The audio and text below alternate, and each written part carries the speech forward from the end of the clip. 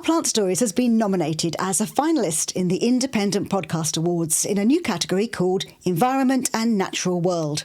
I'll let you know how we get on.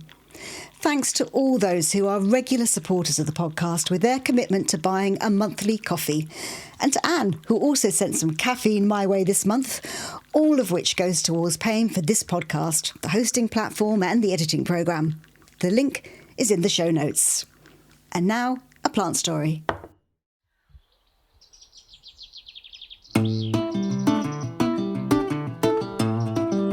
Welcome to Our Plant Stories and a short bonus episode to celebrate the UK's National Apple Day. If you already have a passion for apples, you will know there is more out there than Granny Smith or Golden Delicious. I hope you're going to enjoy this episode because of my guests' knowledge and passion for apples. If you don't yet share that passion, well, I hope you're going to take away some fascinating facts, history as well as horticulture. History: the first UK National Apple Day was launched in the Old Apple Market in Covent Garden in 1990 by the charity Common Ground. Horticulture: in the UK alone, we have developed over 2,500 varieties of apples, of the 7,000 that exist worldwide. So with thanks to the charity, the Orchard Project, for this fact, you could eat a different UK variety every day for over 6 years.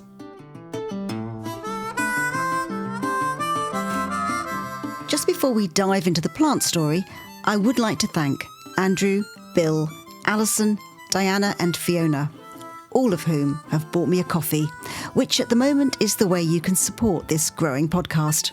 You'll find the link on the website, ourplantstories.com.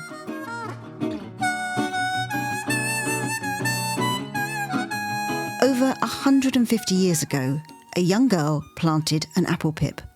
And back in April, Richard Borries of the Orange Pippin website told us, every pip that you plant is actually a new variety.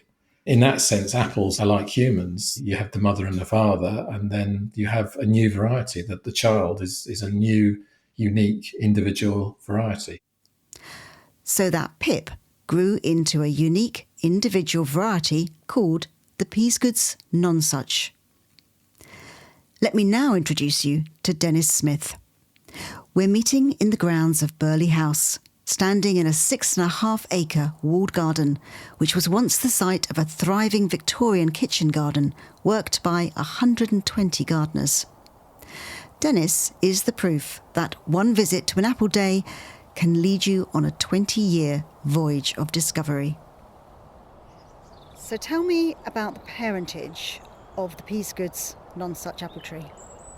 And how would I, if I see a perfect one, what will it look like and where will those characteristics come from? Well, through DNA testing, it's thought that the Peasgood Nonsuch comes from a cross between an Alexander, which is an old Russian variety that came into the country in the early 19th century, I believe, and the other parent, we think, was Golden Noble. So you've got a very large conical red striped Alexander that has given its large size and its red striping and its white bloom to the Peasgood, and then the other parentage we think was Golden Noble, which is a very perfectly round yellow, canary yellow apple, and the two have produced this renowned Peasgood Nonsuch. And we can also see similar traits that have come down into offspring in the form of Reverend Wilkes and also Charles Ross, which is another apple of large size. So I'm holding Reverend Wilkes, so to speak. When you look at Reverend Wilkes, tell me what you see of the Peasgood's Nonsuch. Well, I can see the light green coloration on an early Peasgood before it's fully ripe. It's got a fairly deepish cavity with a thickish stalk, And if you don't turn it round to where it gets characteristic brown little holes in it, it can look very much like the parent apple. How did you become passionate about apples? I went to an apple day in Stamford in 2003, and really that was it. You know, I started to learn and find out where I could buy heritage apple trees, and then from there, because I'd been to the apple day and that was all about finding lost varieties, it set me on a path to find Stamford's lost apples, which there was reputed to be at least 40. Wow. That were recorded. I mean, it's since been found that there were 80. So why was this such an apple growing area then? Well, Thomas Laxton was probably one of the initial people who started to produce cross apples to produce newer apple varieties, and Stamford Pippin was one of his earliest. I think that dates to around about 1850-ish, 1852, something like that. And who was he? Thomas Laxton was a solicitor in Stamford, and but one of his passions was plants, and he used to write to Charles Darwin. He produced new peas, vegetables, tomatoes, strawberries. He was producing new varieties, he was.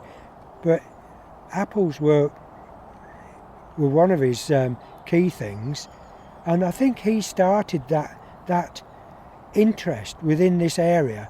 And then in 1867, Richard Gilbert came to be a head gardener at Burley, and he met all these local people who was interested in apples, and he had the ability and the time to go round and then impart all this excitement, this encouragement to the local gardeners and the like, and it spread and it took off. And so was there a society? Was there a group? Was there I think horticultural societies were much bigger in the Victorian era, and Richard Gilbert was a member of every village with, horticultural society, the Stamford one, and all the little local villages. And of course Burley owned a lot of these villages, Barnet, Wakeley, Barradon, Pickworth, and he would go and visit all these people, hence the reason why they had so many. I think he took something like 45 different apples to the 1883 Apple Congress. So, he didn't just pick them off the estate. He had these other people that he knew. Yes. And what was he hoping? When you took apples to the Apple Conference, what were you hoping for? Well, the remit of the Congress was they wanted to see every possible apple, even seedling apples from these little cottage gardens, because it might have some potential, just like the Bramley apple started just the same, a young girl putting a pip in a plant pot. And it was, it's still successful today, isn't it? And if you and I were to wander around Stamford and look over garden walls, would we find any peas, goods and nonsuch, do you think?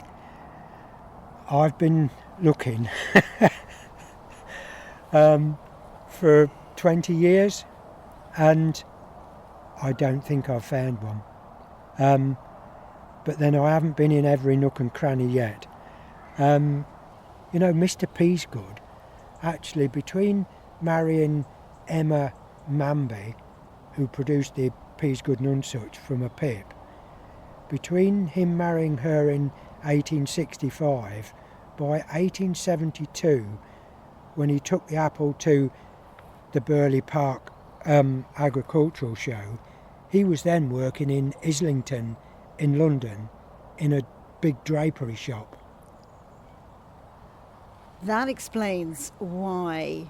Do you remember there's an advert For brands where they're selling the apple, and right at the bottom he's saying, if you need any more information, write to me at, what was it, 169 something Islington? Yeah, So up he the worked street. in, Yes, in this big that's the drapery shop. And then this is why you see the family then, in later years, in the 1880s and the like, they're in Surrey or Sussex. So they've moved from Stamford to London, where they're living in Islington, and then they've moved out to Surrey. Yeah.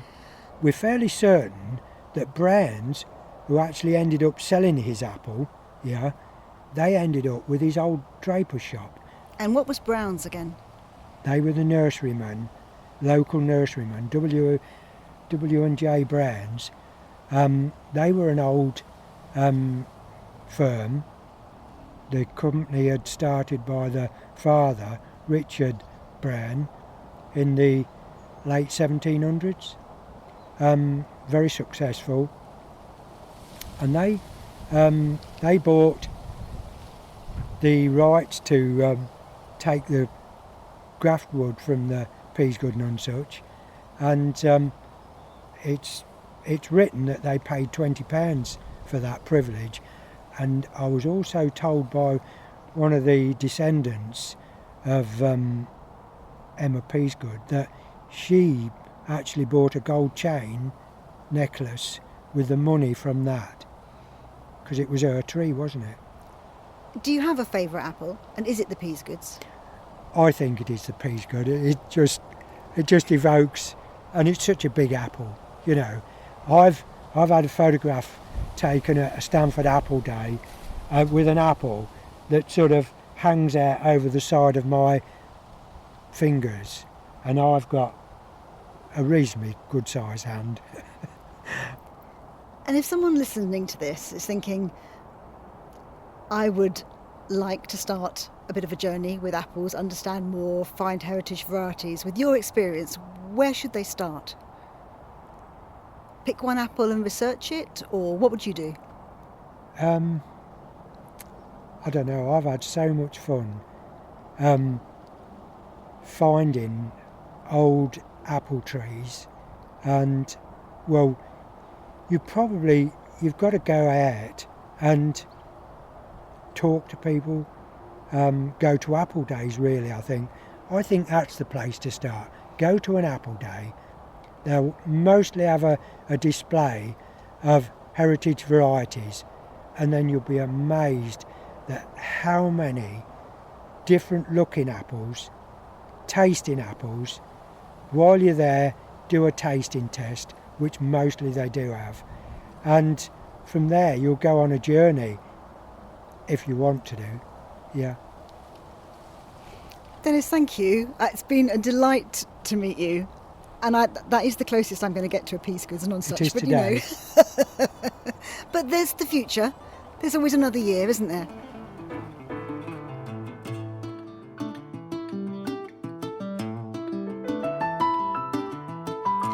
As always, you can find photographs and information and links to all the organisations and charities I've mentioned on the episode page, ourplantstories.com. From there, you can also follow links to the original plant story about the Peasgoods and such. If you have one of these trees, I would love to hear from you. Sally@ourplantstories.com. And if you do buy me a coffee, thank you. I promise not to spend it on caffeine or plants. It'll fund Series 2, which starts in January. Our Plant Stories is presented and produced by me, Sally Flatman. You can follow it on Instagram, ourplantstories_podcast, or there's an Our Plant Stories Facebook page. Thanks so much for listening.